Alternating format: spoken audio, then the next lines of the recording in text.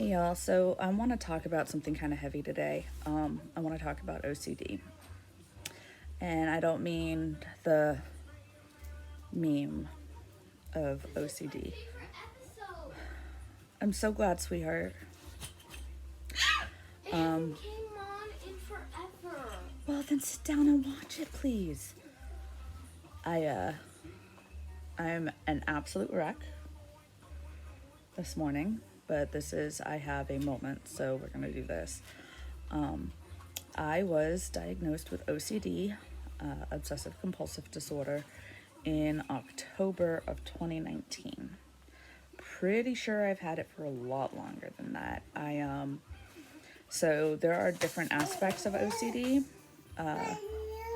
The most obvious one is the compulsions. I don't think I have too many compulsions, but I do have the obsessive thoughts, the intrusive thoughts, and that's how I was diagnosed and what I'm being treated for, and it sucks. It is absolutely exhausting. In October of 2019, I ended up admitting myself into a behavioral hospital because of the intrusive thoughts. They were bad. I was scared. Behavioral hospitals suck, by the way. At least the one that I went to was horrible. I have my file, and I read through my file, and I probably shouldn't have. But like the hospital that I was at, you had to ask to go to the bathroom. I was nursing my toddler at the time, and I had to ask and be supervised while I was pumping. My visitation with the kids was supervised, which I understand. I do get that one. The group therapy was a joke.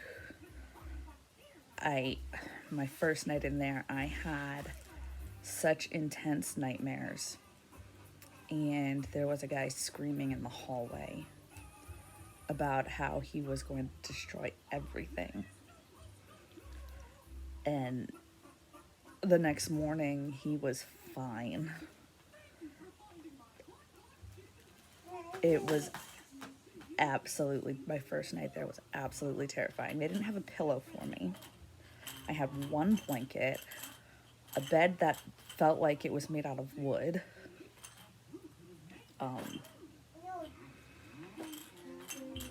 Even though I was self-admitted, I had to stay a minimum of 72 hours. I stayed for longer than 72 hours, but not quite, sweetheart.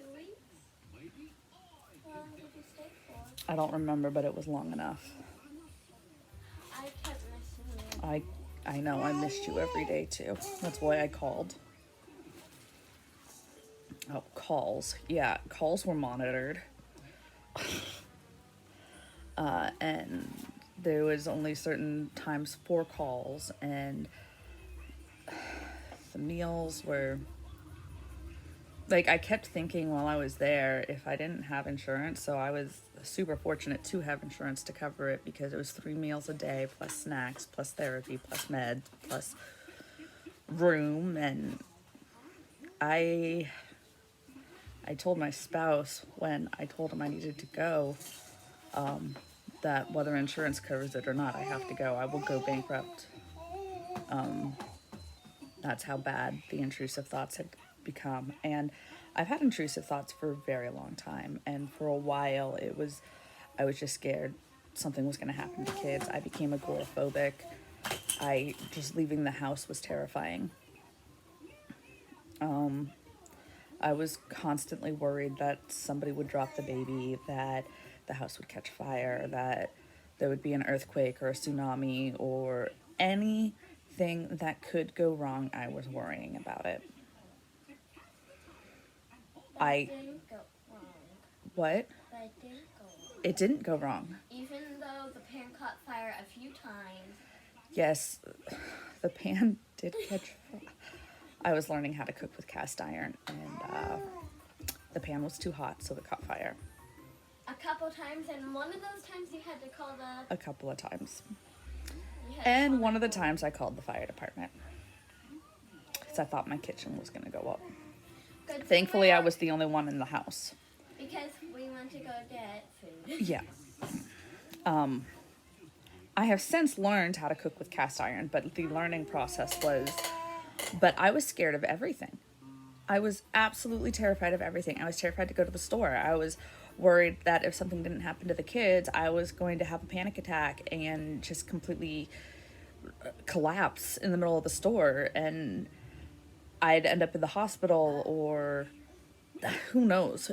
Any bad thing that could happen, I thought it was going to happen. And so I didn't want to leave my house. And then my thoughts graduated from that, and I became scared that I was going to hurt my kids.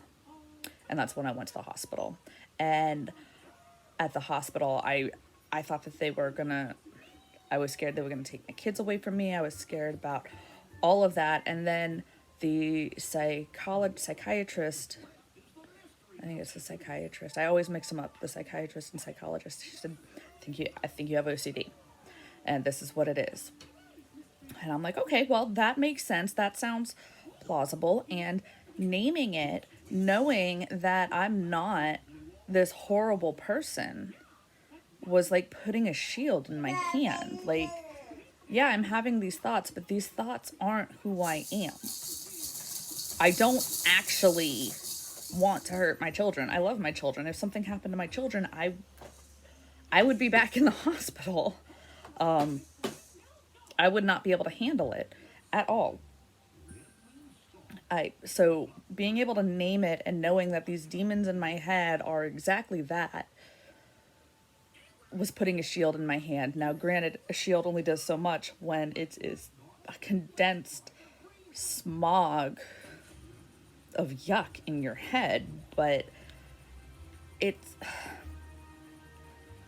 I'm on medication for it now, and the medication helps. Sunshine helps. Sunshine helps a lot. I love the rain. I love how the world looks after it rains. Except your knee hurts before a rainstorm. My knee does hurt before a rainstorm, sweetheart. It does a lot, and my joints hurt right now, and I think it's because the weather's changing. Yeah, we're supposed to get rain tomorrow. Is it tomorrow that we're supposed to get rain? That would make sense then. What was I saying? Oh, I love the rain.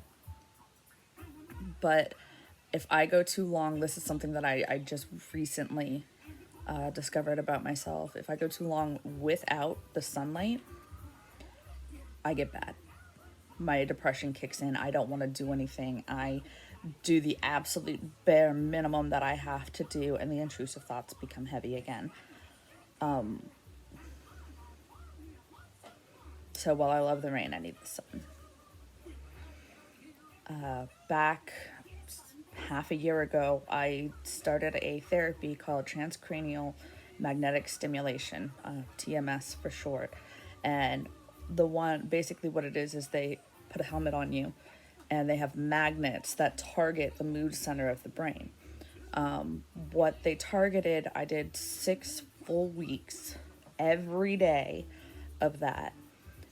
And what they were targeting for that was anxiety and depression. They do have one that can target OCD, but that would be a 2-hour drive in one direction every day for 6 weeks.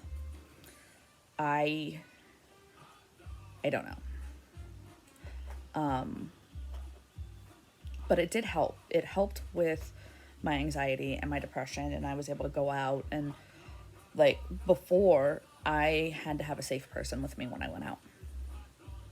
Hank. Like Hank. I could not go out by myself. But then he would have to take us. Yes, baby.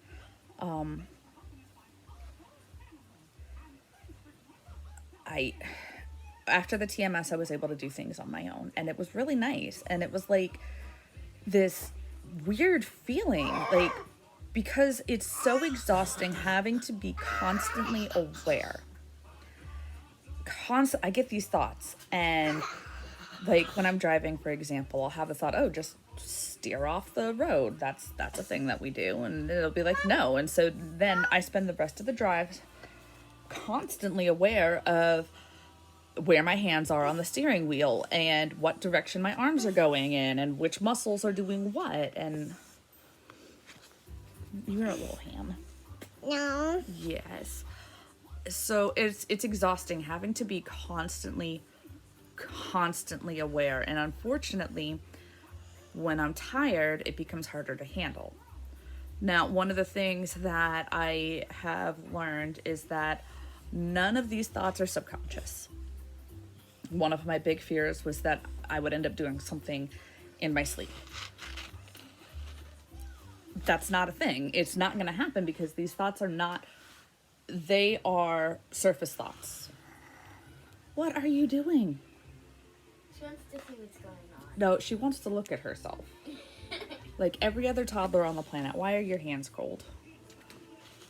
Karen was eating them. Were you putting your hands in the baby's mouth? Okay. No, she just thought you said to put her. No, do not put your hands in the baby. No, ma'am. Come drink your milk. Excuse you. When I get tired, it becomes really, really difficult to deal with, which is unfortunate because I've got an 8-month-old, a 2-year-old, an 8-year-old underfoot all the time. I could not mentally handle a 9-to-5 job because I had to do that and then come home and have the kids and be exhausted all the time. And like I said, when I'm tired, it becomes harder to deal with. And I'm already so tired because I'm being constantly aware of what your body is doing and making sure your body doesn't do something you don't want it to do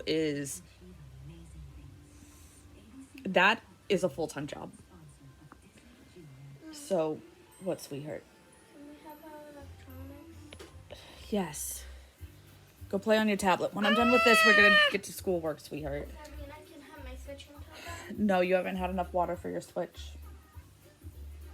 Well, one of the tablets isn't charged. I don't know what to tell you. That's why I I'm almost done here. Good grief, child. And I haven't even gotten food or. Well, get your picture. Yeah. All right, well, I didn't go nearly as in-depth with this video as I wanted to. I'm sure you could understand why. But here it is. I'm going to get this up and posted. Oh, my lovely. It's an end. Are you lovely? Yeah. Are you smart? No, me bingo. You're what? Bingo. You're bingo. Yeah. Who's Bluey? Nope. No, there is no Bluey, just bingo? Not right. Nope, that's Daisy. Am I Bluey? Bluey. Charlie is Bluey.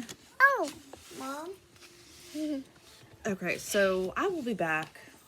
We'll probably talk about this again because it's on my mind a It's lot. me bingo. Anyway, y'all have a wonderful time.